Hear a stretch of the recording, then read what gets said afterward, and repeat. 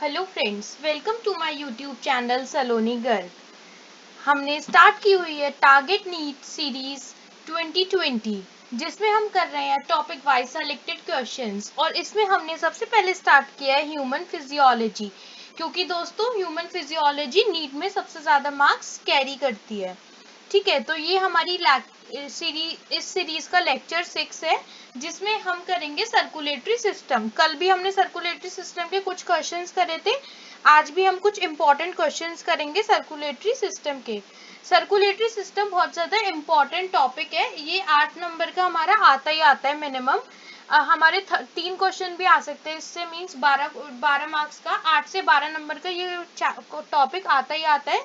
तो इस वजह से इसके क्वेश्चंस एक बार हम और अच्छे से देख लेते हैं। अगर आपको वीडियो अच्छी लगी हो तो उसको लाइक करें, शेयर करें अपने फ्रेंड्स के साथ और चैनल को सब्सक्राइब करें। साथ ही में ये बेल आइकन को प्रेस करें, जिससे कि आगे आने वाली वीडियोस का अपडेट्स आपको मिलता रहे। तो चलो स्टार्ट करते हैं क्वेश्चंस को। तो हमारा फर्स्ट क्वेश्चन है, compare to those of humans the erythrocytes in frog are without nucleus but with hemoglobin, nucleated and with hemoglobin, या फिर option C is very much smaller, या option D is nucleated and without haemoglobin. क्या होगा इसका answer? अगर हम humans के साथ कंपेयर करें तो इरिथ्रोसाइट्स जो होते हैं फ्रॉग के, मींस जो हमारे फ्रॉग के आरबीसीज हैं, वो कैसे हैं? विदाउट न्यूक्लियस है लेकिन हीमोग्लोबिन है उनमें, न्यूक्लिएटेड है और हीमोग्लोबिन है उनमें, बहुत छोटे हैं, या फिर न्यूक्लिएटेड एंड विदाउट हीमोग्लोबिन है। क्या होगा? तो समझ लेते हैं इसको पहले एक बार। एम्फीबियंस जैसे कि हमारे फ्रॉग्स, एम्फीबियंस में क्या होता है? डीएनए बियरिंग न्यूक्लियस होता है। इट मींस उनके न्यूक्लियस में क्या होता है? डीएनए होता है जो विजिबल होता है in the centre of the cell.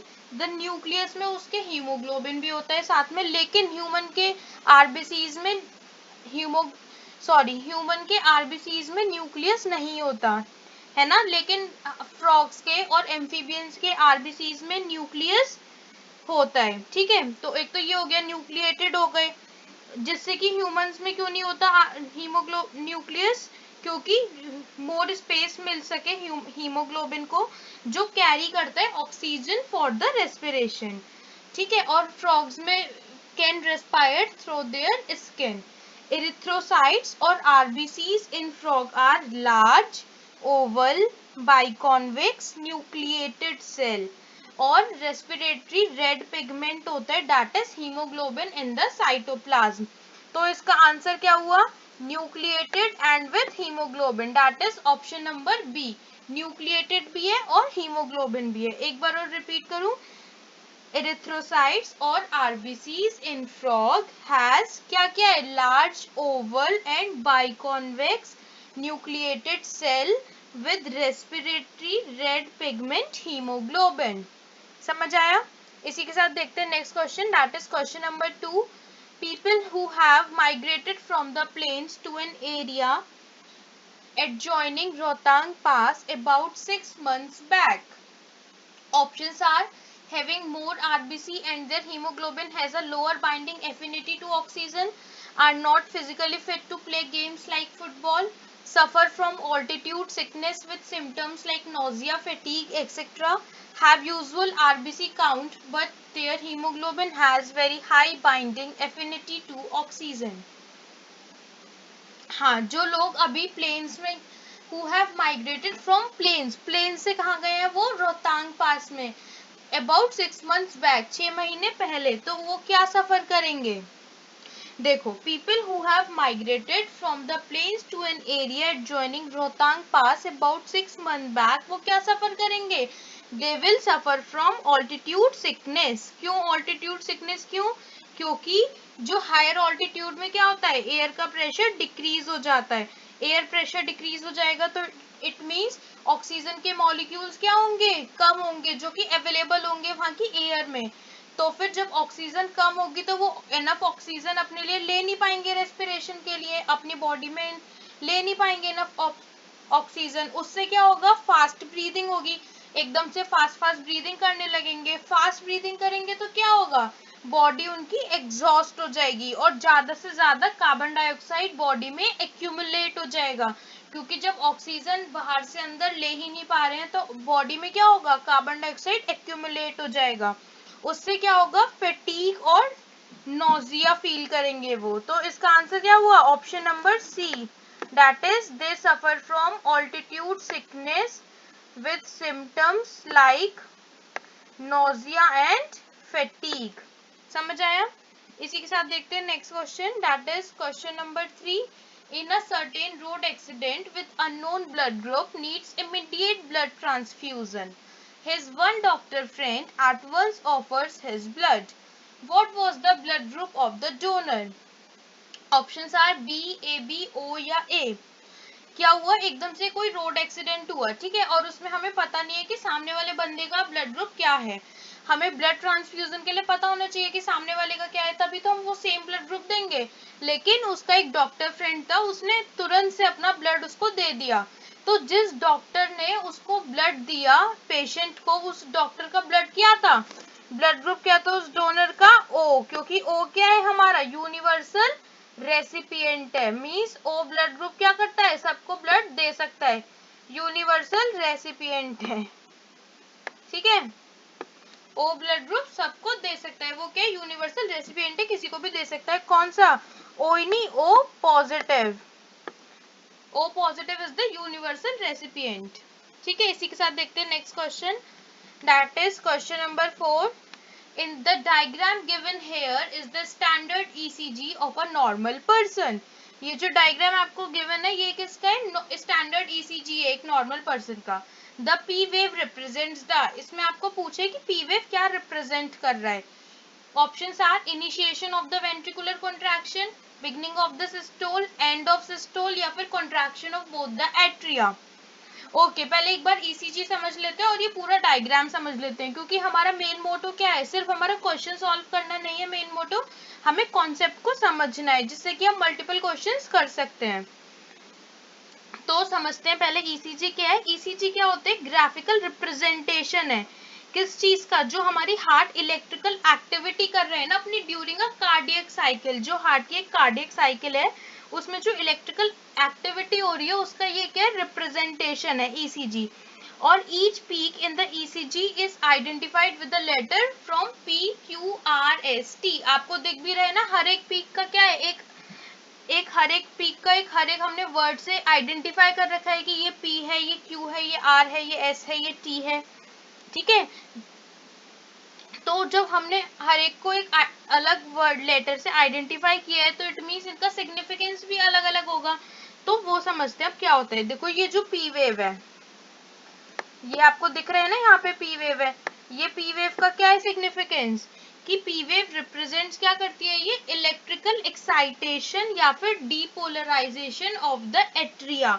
जो हमारे ऑरिकल्स होते हैं या फिर जो हमारे एट्रियम होते हैं वही उनका क्या कर रही है, ये इलेक्ट्रिकल एक्साइटेशन या फिर हम बोल सकते हैं डीपोलराइजेशन भी उनका ये शो कर रही है, जिससे क्या होता है इलेक्ट्रिकल एक्साइटेड हो जाएंगे दोनों एट्रिया, तो इट मींस कॉन्ट्रैक्ट हो जाएंगे दोनों एट्रिया। तो पी वेव क्या कर रही है, इलेक्ट्रिकल एक्साइटेशन और depolarization of the atria which leads to contraction of both the atria. Okay, next देखते हैं ये QRS, ये आपको दिख रहा है ना QRS, ये QRS क्या है, इसको हम बोलते हैं QRS कॉम्प्लेक्स। ये क्या रिप्रेजेंट करता है, ये रिप्रेजेंट कर रहा है डीपोलराइजेशन ऑफ वेंट्रिकल्स। देखो P ने क्या रिप्रेजेंट करा, डीपोलराइजेशन ऑफ ऑरिकल्स, QRS क्या करेगा, डीपोलराइजेशन ऑफ वेंट्रिकल।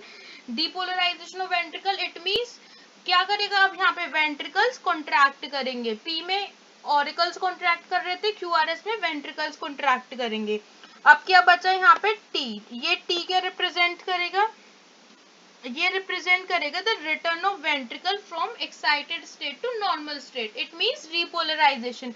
अब देखो वो कॉन्ट्रैक्ट हो गए, डिपोलराइज हो गए, तो अब दोबारा से अपनी पोजीशन में वापस आएंगे ना, रिपोलराइज होंगे, तो वो कौन रिप्रेजेंट करेगा, ये टी वेव, ठीक है। टी वेव क्या रिप्रेजेंट कर रहा है, वेंट्रिकल्स को, कि वो एक्साइटेड स्टेट से नॉर्मल स्टेट में वापस आए, जिसको हम बोलते हैं रिपोलराइजेशन।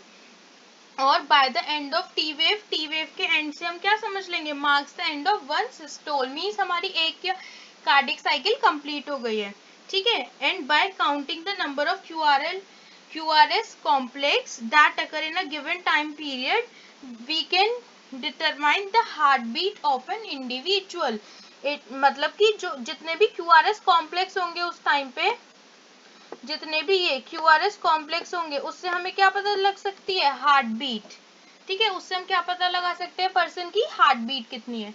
तो इसमें इसका आंसर क्या हुआ, the P wave represents the contraction of both the atria, sorry, option number D, that is contraction of both the atria, ठीक है, और depolarization of atrium। Next question देखते हैं अब इसी के साथ, question number 5, the drop of each of the following is placed separately on 4 slides, which one of them will not coagulate। ये हमने क्या किया, ये जो हमारे ऑप्शंस हैं, ठीक है, blood serum, sample from thoracic duct of lymphatic system, blood plasma, या फिर whole blood from pulmonary vein, इनका क्या करा हमने, एक एक ड्रॉप 4 डिफरेंट स्लाइड्स पे ड्रॉप कर दी। ठीक है, 4 डिफरेंट स्लाइड्स पे हमने एक एक ड्रॉप ले ली। अब इसमें से ये बताना है कि कौन सा कोएगुलेट नहीं होगा, तो बताओ फिर कौन सा कोएगुलेट नहीं होगा। Option number A, that is blood serum. ठीक है, ब्लड सीरम कोएगुलेट नहीं होगा। क्यों, ब्लड सीरम क्या है, कंपोनेंट है ब्लड का। ये ब्लड सीरम कंपोनेंट ब्लड का तो है, लेकिन ना तो इसमें कोई ब्लड सेल है, ना ही इसमें कोई क्लॉटिंग फैक्टर है।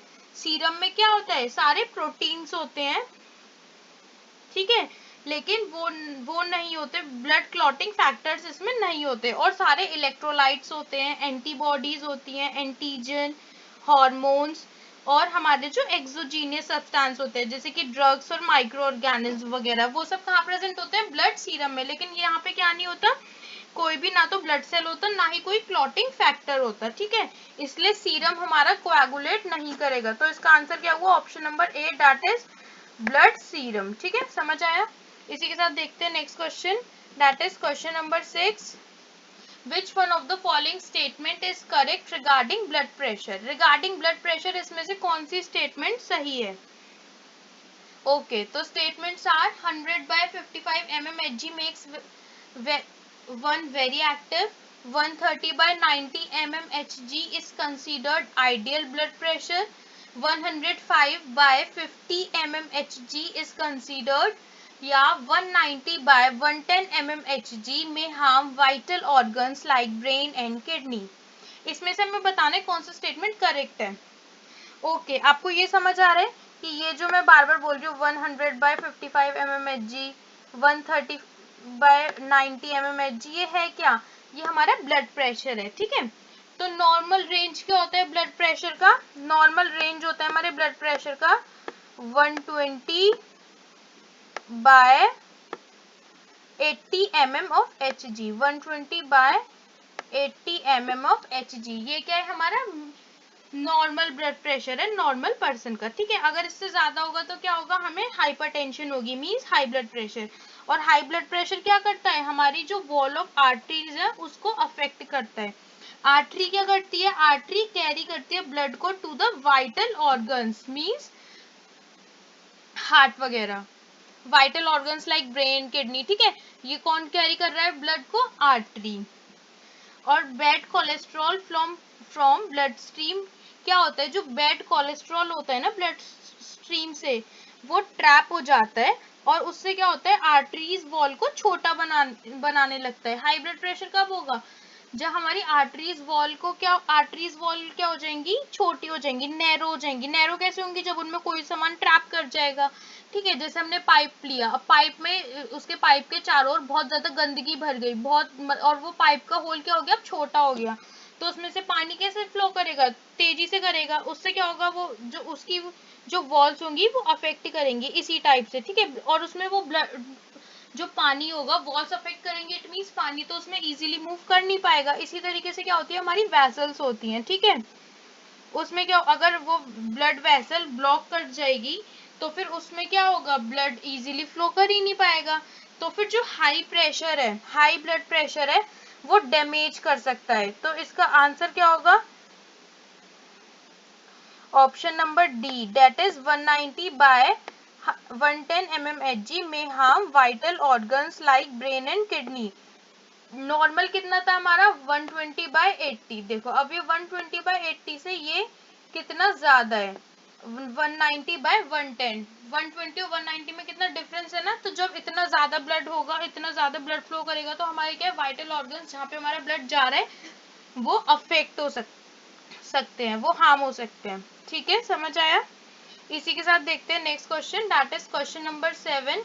An artificial pacemaker is implanted subcutaneously and connected to the heart in patients. इस टाइप का क्वेश्चन हमने कल भी किया था, कल वाली सीरीज को भी देखना अगर नहीं देखी हो तो। Options are having 90% blockage of the three main coronary arteries, having a very high blood pressure with irregularity in the heart rhythm, या फिर suffering from arteriosclerosis।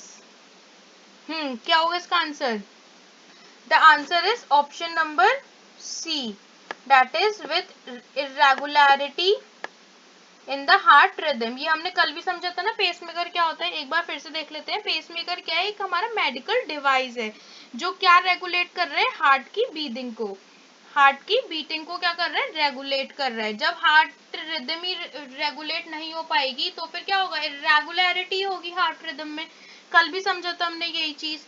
तो आर्टिफिशियल पेसमेकर का, जो आर्टिफिशियल पेसमेकर हम बाहर से लगा रहे हैं, उसका फंक्शन क्या है कि वो स्टिमुलेट कर सके हार्ट को। ठीक है, मींस जो हार्ट रिदम हमारी रेगुलर नहीं हो पा रही है उसको क्या कर सके, वो अच्छे से कंट्रोल कर सके।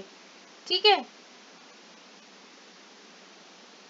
तो फिर आर्टिफिशियल पेसमेकर किस में लगता है, जिनमें हार्ट रिदम रेगुलर नहीं हो पाती है। तो the answer is with irregularity in the heart rhythm. Okay, समझ आया। तो इसी के साथ देखते हैं next question that is question number 8। What would be the cardiac output of a person having 72 beats per minute and a stroke volume of 50 ml? Options are 360 ml, option B 7200 ml, option C 3600 ml या option D 5000 ml। हमें इसमें क्या पूछा है, cardiac output पूछा है किसका, उस पर्सन का जिसकी 72 बीट्स पर मिनट है और स्ट्रोक वॉल्यूम कितना है 50। तो कार्डियक आउटपुट हम कैसे निकालते हैं, stroke volume into heart beat और heart rate, stroke volume into heart rate. ठीक है, स्ट्रोक वॉल्यूम कितना है हमारा 50, स्ट्रोक वॉल्यूम कितना हो गया हमारा 50। तो 50 इंटू कितना कर देंगे 72, 50 इंटू 72 जो क्या आएगा 3600 ml। तो इसका आंसर क्या हो गया, option number C that is 3600 ml पर मिनट। ये पर मिनट से है। ठीक है, पर मिनट है ना, क्योंकि पर मिनट क्यों है, क्योंकि यहाँ पे भी पर्सन की बीट कितनी गिवन है हमें पर मिनट, इसलिए ये कितना होगा 3600 ml पर मिनट। समझ आया। ओके दोस्तों, हमने ये जो भी क्वेश्चंस कर रहे हैं ये हमारे लास्ट 10 इयर्स के क्वेश्चंस हैं जो मैंने आज करे थे, जो मुझे लगा कि इम्पोर्टेंट है, एक बार हमें करने चाहिए, इनको भी देखना चाहिए क्योंकि ये टॉपिक इम्पोर्टेंट है। हमें कोई भी वो नहीं करनी है, जरा भी कुछ छोड़ना नहीं है, हमें एग्जाम में सारे क्वेश्चंस क्लियर करने हैं। तो उसी की वजह से मैं आप लोग के लिए ये सेकेंड लेक्चर लेकर आई थी सर्कुलेटरी सिस्टम का ही। इसी के साथ आज का सीरीज हम ये आज का लेक्चर खत्म करते हैं। ओके, और आप पढ़ते रहिए अच्छे से। अगर वीडियो अच्छी लगी हो तो उसको लाइक करें, शेयर करें अपने फ्रेंड्स के साथ और चैनल को सब्सक्राइब करें। Okay, thank you so much, bye.